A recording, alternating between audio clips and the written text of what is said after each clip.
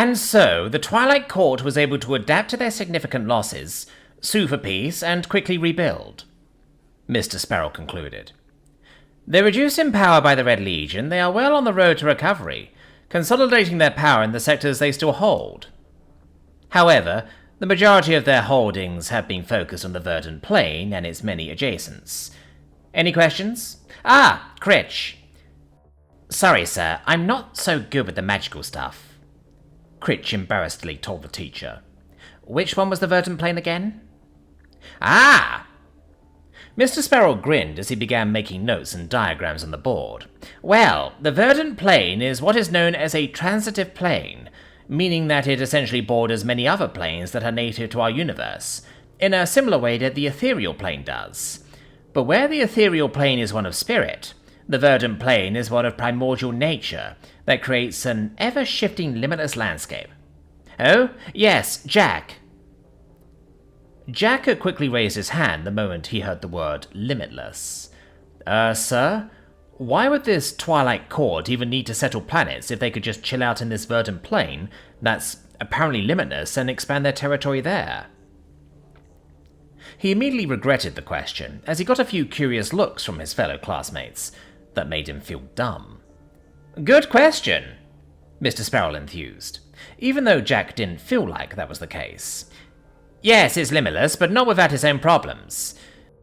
Because this plane is constantly shifting and mutable, it makes it an untainted and dangerous place for even the most wily of faith in the Twilight Court. And that's not the only threat that can be found there. As a plane that is habitable, even if at a stretch, there are other various powers that can be found there. Other fake cores that oppose the Twilight Court, for example, and I've even heard rumors of a few nascent demon lords setting up their territory there to take advantage of the rich ambient manor. Anything could be lurking there. However, despite this, the majority of the Twilight Court now resides on that plane in wandering cities to rebuild their numbers, and take advantage of their ability to utilize planar gates scattered around the galaxy to try and settle more stable locations. At that, the bell rang to signify the end of school. Ah, excellent, the teacher grinned. Don't worry, I won't attempt to keep you all behind any longer than necessary. I'll give you the time you need to make your preparations for the weekend before your form tutors dismiss you. Have fun. As the students piled away, Jack quickly approached Mr. Sparrow, who was just as eager to pack away his things. Ah, Jack, he grinned. What can I help you with? Hello, sir. It's about that thing you mentioned a few weeks back about your Starseeker friend, who might be able to help me. Ah, yes, I take it you spoke to your friends about it? Sparrow smirked. Yeah, they told me that Sable Kryn was some kind of big shot, and that I should agree to a meet-up, assuming it's legitimate. Jack nodded nervously, his hand shaking slightly at the thought of finding out more about what he was doing here. And I agree. Very good. I'll put the word out. The history teacher nodded. She's currently investigating something, and I haven't spoken to her since she mentioned you, but that's usual for her. Once she's done, I'll let you know and act as an intermediary. She'll probably want to set up your meeting, though I will warn you that she is particularly unorthodox. That's fine, Jack nodded, releasing some of the tension in his mind. We need to wind down from this double school anyway, and we want to get some work done. I understand, Mr. Sparrow nodded, before leaning in to whisper. Although I would avoid any direct work involving the current corporate war if I were you, even if things are beginning to stabilize again. We don't plan to, Jack nodded back, realizing that Sparrow probably knew much more than he was letting on. But we'll need to see what we get. As is the nature of the great game, the teacher grinned. Anyway, you had best get back to your form class, and go enjoy the weekend. I know I will. Exhausted but exhilarated, the group finally made it back home, their school bags slung over their shoulders like battle-weary soldiers returning from a long campaign. The past 2 weeks had been a relentless onslaught on their physical and mental health, but finally, it was all over. Thank the gods we're done, Nika groaned as she slumped on the sofa, welcoming the palpable sense of freedom, as Dante bounded up to her to give her a lick. Yeah, Jack sighed as he stretched out, relieving the tension in his limbs as the mental fatigue seemed to lift, and took another spot on the sofa, physically awake enough but still mentally exhausted from his lack of sleep. His ring of lesser restoration was a godsend, and with a few of their friends naturally possessing similar abilities, they had finally made it. The plan had been to return home, dump their stuff, and rest for a short break, before meeting up at the Aquaplex at a certain time. Allura had committed to leaving with plenty of time to spare, including for a break at Clan Ashtail's tea garden, where they meet with Critch and a few others. Apparently the news that a bunch of students were going to the Aquaplex had spread around like wildfire, which meant that many more were expected to show up. It was fine with them, though. Allura had already booked a full overnight stay, and most of the hangers-on would probably only be there for the evening. As Jack dozed off and closed his eyes, he could hear the excited chatter and laughter of the others as they all settled in, ready to unwind and relax as they sat down with collective sighs of relief. He was happy. Despite the 2 weeks of non-stop school, he had held on and learned a lot, not just about school subjects, but about his friends as well. He knew that if they were to describe him, they would say that he was relatively quiet at times, and worried about things a hell of a lot, but much of that was due to him not being native to this realm. Allura would probably say it was down to his trauma, too, but Jack dismissed the thought the moment it appeared. The next moment, Jack was awoken by a gentle tugging on his arm. Damn. He must have fallen asleep without noticing. "Jack, we're getting ready now, and Vanya and Hessia have something for you," Allura discreetly whispered into his ear. "Sure, thanks, Allura," Jack groaned, as he slowly roused himself from his temporary respite. The weariness that had settled into his bones began to dissipate, replaced by renewed energy and excitement, at finally going to the long-anticipated Aquaplex. He had been to a few water parks back on Earth with his family on holidays, and he was curious to see how it would be here, especially going with friends. Spotting Vanya and Hessia looking eagerly at him, he quickly smiled and made his way over to them, curious to see what it was they apparently wanted. "Hey, you two," he grinned. "I was told you wanted to see me." "Yep, we've got a surprise for you."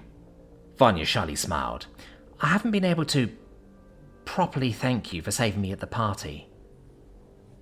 Jack tried not to let his panic show. He remembered the last time Vanya had attempted to thank him for his rescue. He still felt weird about it, and everything about the situationship he had with the others almost felt like walking on eggshells. "We have a not-so-surprise for you too," Hessia chirped excitedly, showing him a bag. "We brought you some new clothes that are your size and as close as we could find to your species. There's some swim shorts in there too." "Oh, right," Jack replied, thoroughly sheepish.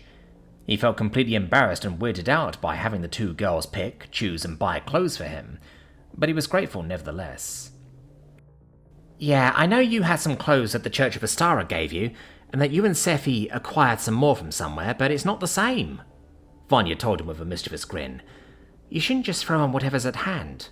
"Why not?" Jack asked, confused. "If the clothes fit me, then it's fine, right?" Vanya gave an amused huff at that as she shook her head. No, Jack. You've got to have some kind of style. You can't just wear black t-shirts, black trousers, and a black hoodie everywhere you go." "What?" Jack asked, flabbergasted.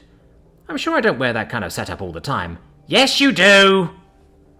Both Scifi and Nika shouted from across the room at the same time, causing the house to erupt in laughter. "Fine. I wear that kind of setup a lot," Jack conceded. "But what's the problem with that? It's tactically a good set to wear. Probably. Me and a bunch of guys back home dress that way." "What? Why?" Hessia asked with a look of shock. "A complete absence of colour other than black? Would that be depressing?" "Okay, my sister might have taken the piss out of me for looking like an emo," Jack shrugged. "But surely it's not as bad as you keep making it out." "Sorry, Jack," Vanya cringed as she nodded slightly. "But wearing the same style is bad enough. Wearing literally the same clothes for multiple days on end is just the worst." "Do you even wash them?" "Yes, I do," Jack retorted, only being partially truthful. "Even so, Jack, you must try other things," Hessia nervously told him, as she opened the bag slightly and handed it to him. He could see dark greens, browns, and blues in there, but thankfully nothing obnoxiously bright. He assumed that some concessions might have been made on his behalf. "Thanks, you two," Jack chuckled softly. "I'll admit that I need new clothes, but the black clothes aren't that bad." "Oh no," Vanya told him with a giggle. "We're not budging on that. Seriously, I get wanting to be stealthy when you're on one of your missions, but not when you're going to a water park. Alright, Jack sighed, realizing he wasn't going to win this argument. How many credits do I owe you? You don't, Vanya bluntly told him. That interview you and the others gave on my podcast got me so many donations and so much traffic that buying you stuff is the least I could do. Hell, I'm pretty sure that some of the donation comments instructed me to buy you new clothes. Speaking of... Vanya reached around and revealed another bag. This one is a gift we picked out for you before the double school. Have a look. Jack smiled as he tentatively opened the bag, spotting some thick grey fabric that almost felt like cotton to his touch. Reverently pulling it out of the bag and opening it out, he could see that it was a long grey overcoat with many pockets and a long collar. Wow, Jack finally spoke up as he tried it on unprompted. While he couldn't find a zip to close it up, there were subtle buttons that allowed him to, while the larger buttons on both sides were more for show, adding some symmetry. It was heavier than expected as he felt the fabric again. This should keep you warm in all but extreme weather, Vanya grinned as she watched him. Apparently, according to the militia surplus guys, it's also got some inlay protection too, that should reduce the impact of things. Ah, that's where you picked it up, Jack grinned before looking at the both of them. Thank you so much, I really like this. I'm glad you like it, Hessia smiled warmly. At the very least it will add some more colour to your outfit, even if it's still a neutral colour. Could I just wear some rainbow socks and satisfy your criteria? Jack teased, as both girls shuddered. Please don't, Vanya shuddered. That would be super cringe. 10-minute warning, everyone, Allura warned, as several figures on the ground got up and began shifting around the place. That's a good point, Vanya gave Jack a devilish smile. I've got my own outfits to wear.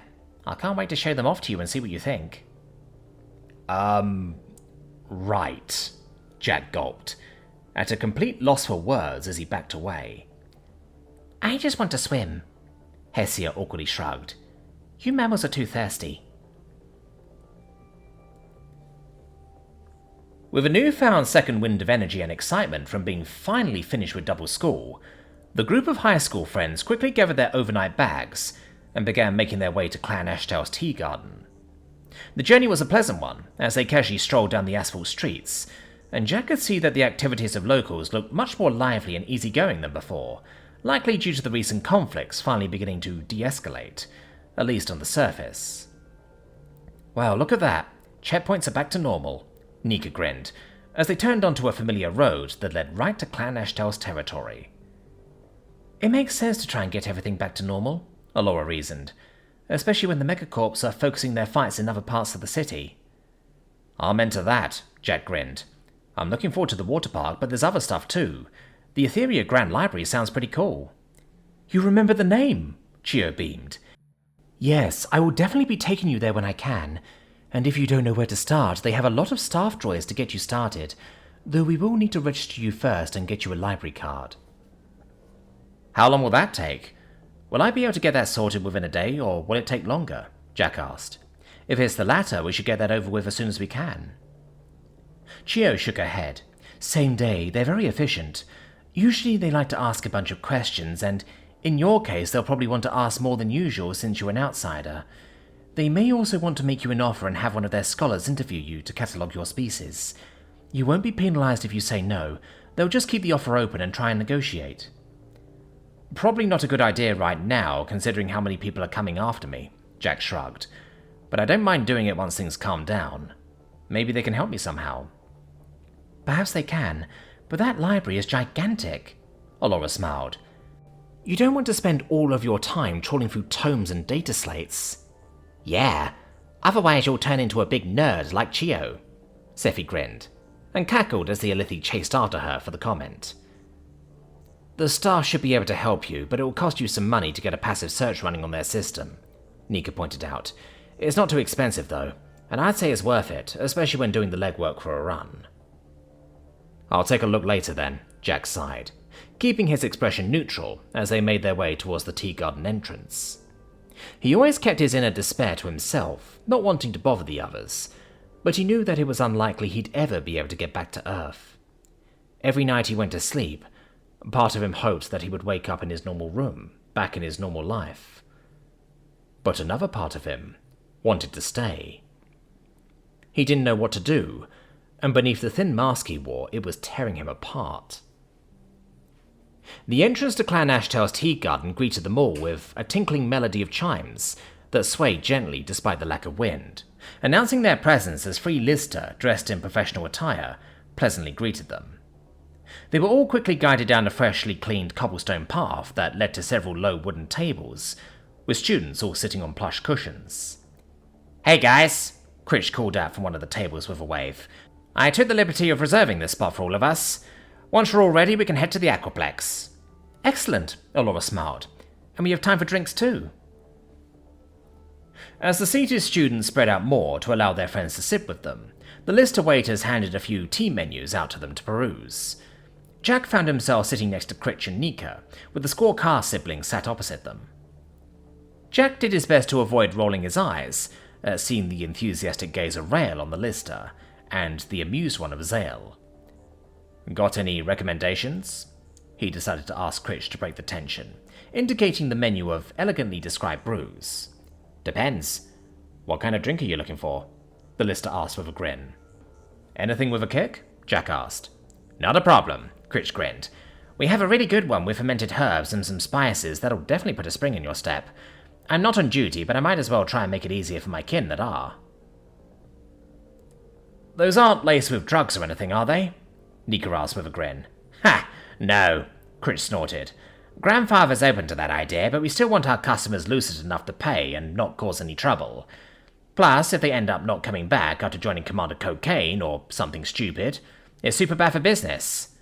We're always working on new flavors, so maybe in the future." "Does your clan have any ties to the Green Wardens?" Rael asked excitedly. "With all the amount of herbs and teas you offer, you must know some powerful druids." "Heh, well, I can't really give away our trade secrets." Critch shuffled a little awkwardly as he saw both Squaw Cars staring at him, but we tend to grow and cultivate a lot ourselves, and we trade for the rest. I mean, sure, we know some local Green Warden circles, but they're mostly bored neighborhood housewives with nothing better to do that tend to host their meetings here. All the power to them, I guess, but they're more horticulturalists than herbalists." "Must be tricky in the middle of a huge city," Jack noted, before remembering the time when Clan Ashtail snuck them out through their tunnel network. Just how far down did those tunnels go? And did they link to the vast subterranean network of caverns known as the Gloom Paths? Probably. Hell, it was pretty much a certainty. If it was possible for absolute mad lads to bury shipping containers underground to use as an illegal weed farm on Earth, it was definitely doable to grow other stuff underground in a subterranean cavern. He didn't say any of that aloud, however. "Hey, Critch, could you help us with these teas?" a voice called out from in the distance, causing the Lister to roll his eyes as he got up from the bench. "Sorry guys, duty calls. I'll be right back," Critch grinned. "Save my spot." "No worries," Jack nodded with a grin of his own, watching the Lister quickly scamper off before noting Rael looking conflicted. "You should just talk to him about what you're feeling, you know. What's the worst that can happen?" "I know," Rael sighed, "but I do not know if he will be receptive to the idea, and I do not wish to offend. Clan Ashtail may be seeking a betrothal arrangement from another Lister clan, or perhaps Critch does not feel the same way." "You won't know if you don't ask," Jack shrugged, "and he won't be a dick about it. What kind of thing are you even looking for?" "Companionship," Rael shrugged. "It is natural to seek comfort in the arms of another you feel a connection to, and while I would need to meet another of a compatible species to rear young as nature intended, that is not the time for now." "Fair enough," Jack nodded thoughtfully. "I mean, I was wondering about how that kind of stuff works. I've seen cross-species relationships before, but I'm unsure of where having children fits in." "Thinking a little ahead, are we?" Nika chuckled, as her tail wrapped around him and pulled him in for a joking side hug. "I mean, high school is high school. Might as well have fun, right?" She grinned before getting a little more serious. "Well, you've just been in and around the city where you see all sorts here, but it's much simpler around the ring where there are settlements with just a single species, or just a handful of integrated ones. Even among the biggest cities, Naganai is a notable exception."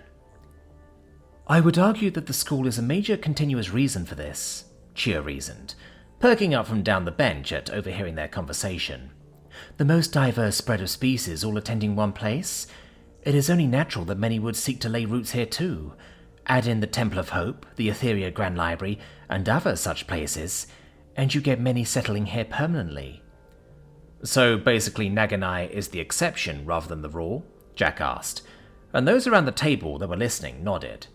Yeah, Nika nodded.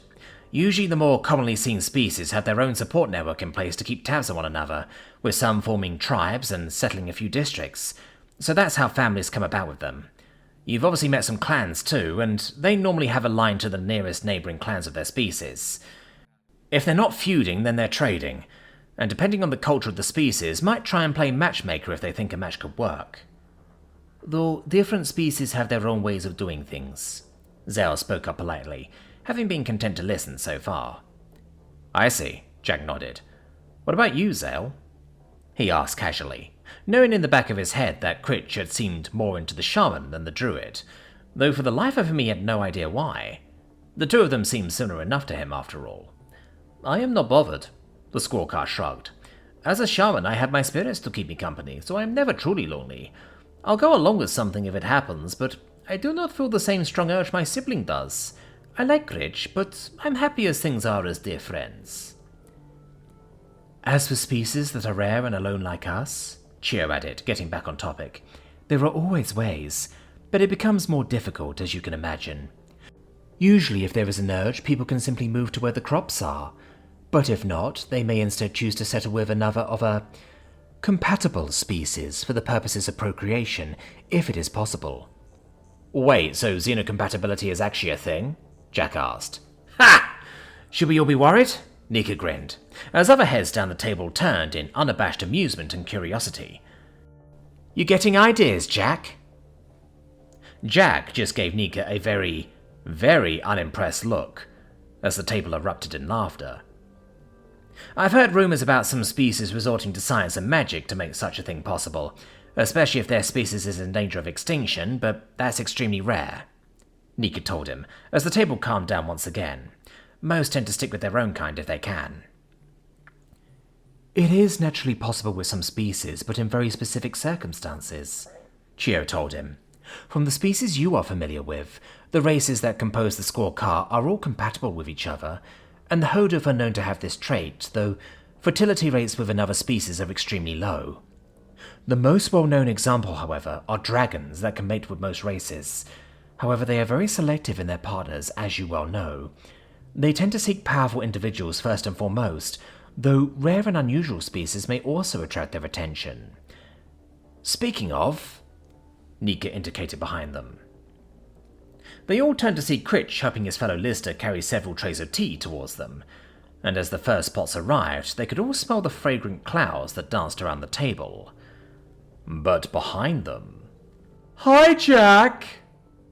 Luvia beamed as the dragon bounded over to him, quickly sitting next to him in Critch's vacated spot and wrapping her arm around him possessively, before he even realized what had happened. I haven't seen you in ages. I've missed you.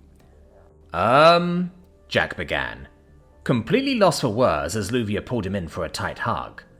Hi, Luvia. Oh dear God, he thought to himself. This was not going to end well.